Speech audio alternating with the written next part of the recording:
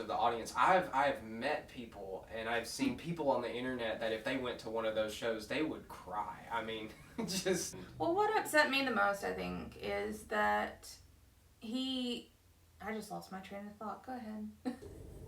That's a train. That's a train.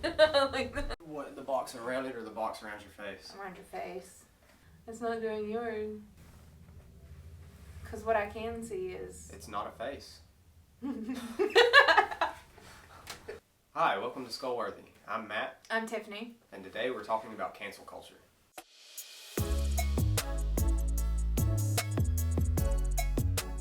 Alright, so the definition of cancel culture is the phenomenon or practice of publicly rejecting, boycotting, or ending support for particular people or groups because of their socially or morally unacceptable views or actions. It can ruin careers, but it can also make a public figure think twice before posting controversial comments. Yeah, so when we were originally talking about this, one of the things that we were kind of getting at is it a good thing or a bad thing? And it's actually not as simple as I thought. I think before we approached this topic for the video, I would have said that cancel culture is always a bad thing, but well, one of the topics we're going to talk about kind of makes me want to backtrack on that way of thinking. Well, I think a really good one is the Me Too movement. I mean, to begin with, it started out as people having their voices heard, women stepping up and owning their truth, and it took down some really horrible people, but at the same time, it also kind of spiraled out of control to now it's like, Me Too has turned into, oh, you're just making this up so you can be another victim, or, you know, to the point where these people come out of the woodwork. Yeah, we kind of have seen it almost be weaponized, and I don't want to go too far into that, but it does seem like the Me Too movement is a good example of a positive and a negative at the same time. I think that it was really good that there were these people who were finally communicating about the things that they had suffered, and they finally get on the same page about who the people that are doing these things are, and then those people are being held accountable. I just don't see how you could argue that's a bad thing. Well, you can empower somebody and then take it too far and make it, like you said, weaponize it. I mean, yeah, well, I think it's no longer empowerment. Yeah, where it gets bad is when it starts to be used as judge, jury, and executioner on somebody who it might not actually should have been used on. You know, True. That's where I think we get into the dangerous territory. And I think it's you know, you're canceling people for their past mistakes. And Bo Burnham did an interview that I don't have that exact quote for, but he said something to the effect of it's teaching our children that they cannot make mistakes. It's not okay for you to make mistakes. You know? Yeah, and that kind of that's not human. Brings about like a desire to want to lie about your mistakes instead of saying, hey, I made a mistake, allow me the opportunity to get better. Mistakes are a part of growing. And there's a difference between mistakes and habitual behavior, let's call it. But it does seem like we need to send the message to not just children, but society as a whole, that it's okay to make mistakes if you learn something from your mistakes. Okay. So let's talk about some people that have maybe not learned from their mistakes. Recently, David Dobrik came back. Whether he's learned from his mistakes or not is up to opinion. It's kind of hard to decide whether or not he has, because it's almost like you said, he was kind of acting like nothing really ever happened. What upsets me the most about all this is that you know, he didn't have anything to say apologetically wise. He sent all the people around him to defend him until he had sponsors pull out. And when it affects someone's bank account, that's when... That tends to be where things get serious for them. That's when it's like, oh no, that's my bank account. And that's my money. That's the essence of cancel culture, because sometimes companies fall victim to it as well. And in those contexts, it's not, we're not going to pay attention to you anymore. It's that we're not going to patronize your business anymore. We're not going to spend any money with you anymore. And so that's kind of the core of cancel culture. And the people who are famous and then rich afterwards it seems like it takes a little longer maybe to affect them because they care maybe less than they should in the beginning, and then they decide that they care once it hits their bank account. I wonder if it's a concept of greed overpowers morals. I mean, because they have to know that a lot of the stuff is not right, but they are focusing on their bank account. Yeah, but they know it's not right, but then when it affects the bank account is when they start to act on that knowledge, and they say, oh, I know what I'm doing is not right. It probably shouldn't have to hit your bank account for you to realize that it's not right. Yeah. If it takes it hitting your bank account for you to realize that it's not right, it's you need to reassess your priorities. Yeah, you need to take a step back. But, you know, he came back because Frenemies ended up being canceled, or whatever the case may be.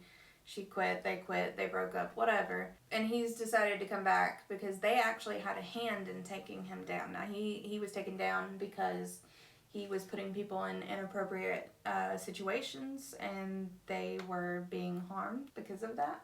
Yeah. And in many aspects. I mean, harmed in a variety of ways. There's not a specific harm that he caused. There's a list. Yeah, so we have habitual behavior first of all, and part of learning from your mistakes is probably not having so many mistakes. At some point, it's just kind of who you are. Well, I'm gonna tell you something that I don't even think that you know. That I don't know if I've told you or not. He did do an apology video at first. It was like 2 minutes, 3 minutes long. And it was basically, sorry. And he has 2 channels. So he has a podcast channel, and he has his main channel, which has millions of views, and he has hundreds of thousands. It's a smaller following on his podcast channel. He went on there and tried to kind of hide it the best he could, his apology. And when he got backlash for that, he decided to make it an actual apology. I don't know how long the video was, 20, 30 minutes. Something like that, and he teared up. Whether it was real or not, don't know. Don't really care. And then put it on his regular account, and we haven't heard since. Yeah, so it's just kind of back to doing. It was like a little apology video, and then we're right back to doing things that we were doing before. And well, I don't know that he's doing things he was doing before, but he's acted like. I mean, so far nothing seems like it's changed or acted like. He's not acted like anything's different. But he's only released the one video, and it wasn't. So I guess in this situation, time will tell. Maybe it's a little too soon to judge. But my question would be, because I don't know enough about this specific situation, is has something like this happened before where he has been... With him? I don't know. Honestly, I don't know. Haven't actually watched all of his clips, but I mean, you can go into James Charles doing the same thing, you know, time and time again, and accusations, and whether it's true or not, which I think we already know because there wasn't a video that he apologized and came clean about, so I think we kind of know that was who he was messaging minors inappropriately, whatever, and it's not the first time, it's not the second time. This is like, what, the 16th accuser to come forward against him, and he says, I'm sorry. He does this video, which I don't know. I don't know if I believe that he was actually sorry, because then he's like, I'm going to take some time off, and, you know, he's just going to come right back. And this is David, or... No, this is James Charles. James Charles, okay. So what I'm saying is that, you know, it's fine to come back. It's fine to make mistakes. It's fine to apologize, own up to it, change. It's not okay to continue making those mistakes, especially when they break the law and they traumatize children, minors. So, I guess that kind of, to bring it back to cancel culture, I guess what we're trying to do is kind of pick apart the times where it's appropriate and where it's not. I mean, there are times, I think, where cancel culture might actually be a good thing. I hate to say that, because I feel like it kind of stifles free speech, but at the same time, I don't think that they should be canceled as in, like, go away, disappear forever. I think that they just need to be deplatformed. They don't need to have that kind of power over younger children, viewers influencing other people and how they're doing it. I mean, that doesn't mean that they can't do other things. So you would be satisfied with seeing them just removed from the platforms where kids might be. So if they have their own website and they have stuff like that, that wouldn't bother you. If they, even though they might be potentially. Would it bother me? Probably, but I mean, how much influence do you have on a website as opposed to having the platform that kind of pushes your videos and yeah. If you've never had a website, you might not know how tough it is to drive traffic to a website versus how easy it is to get views on a video. But yeah, them being deplatformed would probably be enough to reduce their reach to a point where they would feel it and they would know that they've made a mistake. I want them to be less accessible. I want their accessibility for these kids to get to them. It's going to be a lot more difficult to get to them. Yeah. Where that's this reasonable. Is in your face. At the so very you're trying least. to find a balance. It's like, we don't want to go too far with this, but at the same time, we don't want certain people pushing certain narratives and doing things. And this is not just a narrative. This is creating a dangerous environment for young people. Yes. Another thing I want to bring up is Shane Dawson, because, he's being canceled currently for multiple things, I guess, but the original thing was that some of his older videos from a decade ago, 10 years ago, resurfaced, and they were racially inappropriate, sexually inappropriate, and they were offensive, basically. Right. Is more the long-term thing. They were offensive. But, yeah, and we talked about this off camera, we had talked about how that it seems like some of these people who they've made things in the past and they were acceptable in that society in that day and age, but just in the last 10 years the world has changed so much that some of the things that you said 10 years ago might be very frowned upon now. Well, it's not acceptable now, but I mean, we've all made mistakes. We're all guilty of doing something at some point that we don't agree with now. Mm-hmm. You change, you grow, you learn. He hasn't made those type of videos in a long time. Is he a good person? No, I don't think so. But is that the reason he should be canceled for anything? Because something he did years ago that was actually acceptable, which is actually the way he grew on YouTube, was because these were popular things. I mean, should he be condemned now for it, even if he's no longer that person? That's a tough question to answer, but it's definitely a good thing to go to the comments with.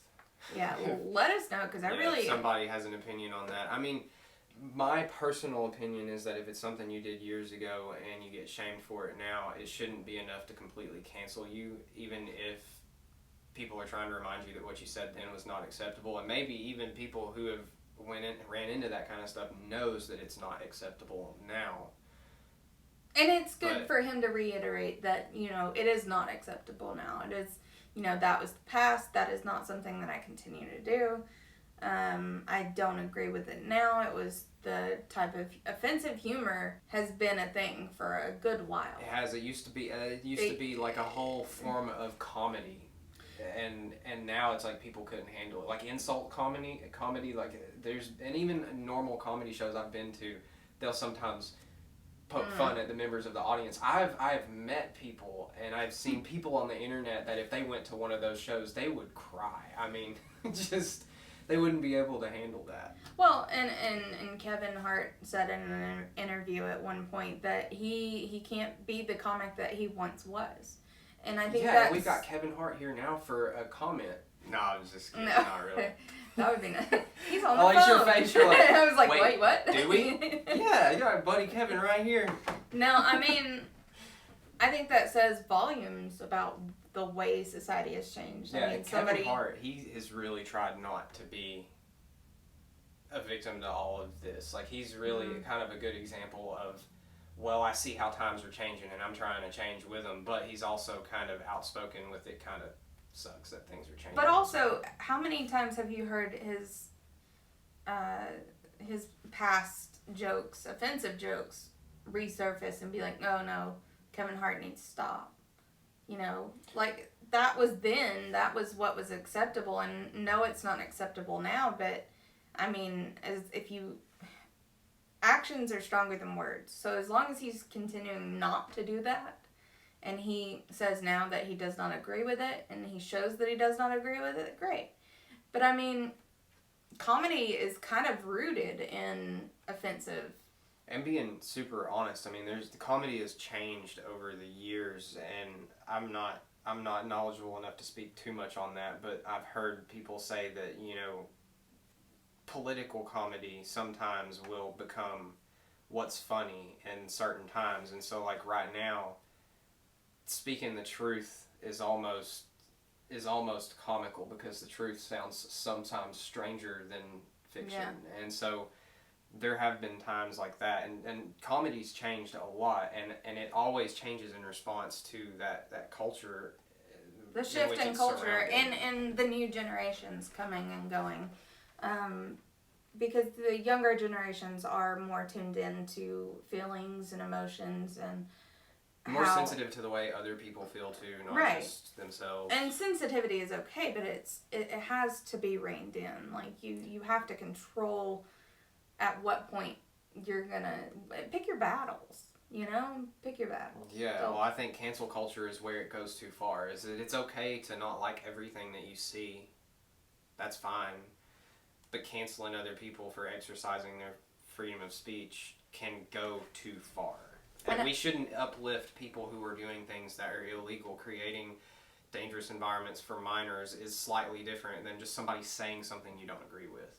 So it's like, if we're going to use cancel culture as, say, a positive social tool through which to control the things we see in society, it should be one of those great power comes great responsibility. Because let's be honest, it's great power to be able to completely destroy somebody's career. That is true. But I mean, we've also seen like an uptick in violence lately. And I really think a lot of that stems from, you are different than me. You don't agree with what I agree with. So we've talked about cancel culture in the sense of celebrities and Hollywood and fame, but we don't relate to those people. I'm not famous. I'm not rich. I don't live in big mansions and have paparazzi outside. But how can it relate back to everyday personal relationships?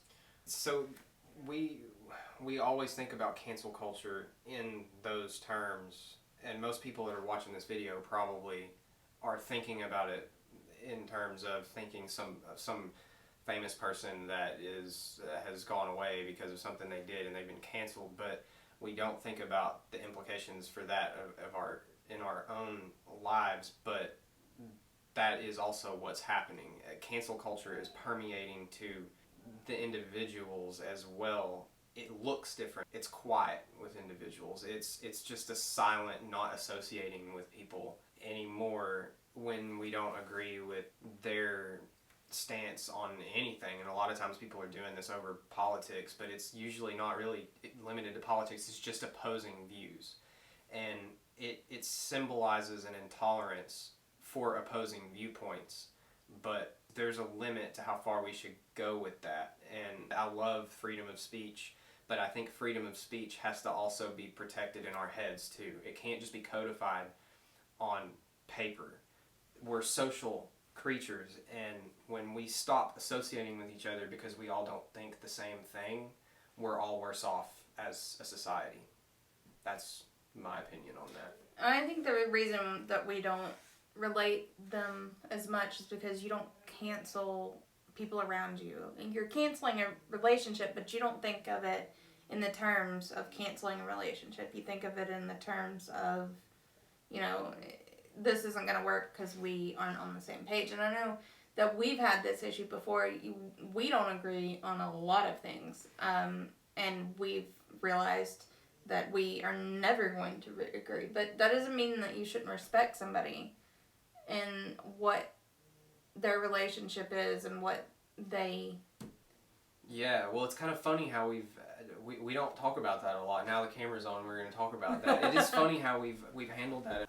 I think that we've handled it in the mature way because we know we don't agree on everything, and at the same time, we don't expect to think exactly what the other thinks. And if these things bother us, then we don't talk about it. We talk about things that we do have in common. And I think that's the human condition. You're not going to have everything in common with everyone, but you're going to have something in common with a lot of people. Bond over that. Sometimes these topics do come up, and then we're kind of like tiptoeing around it and being like, well, I know how you feel, and like, but hear me out for a minute.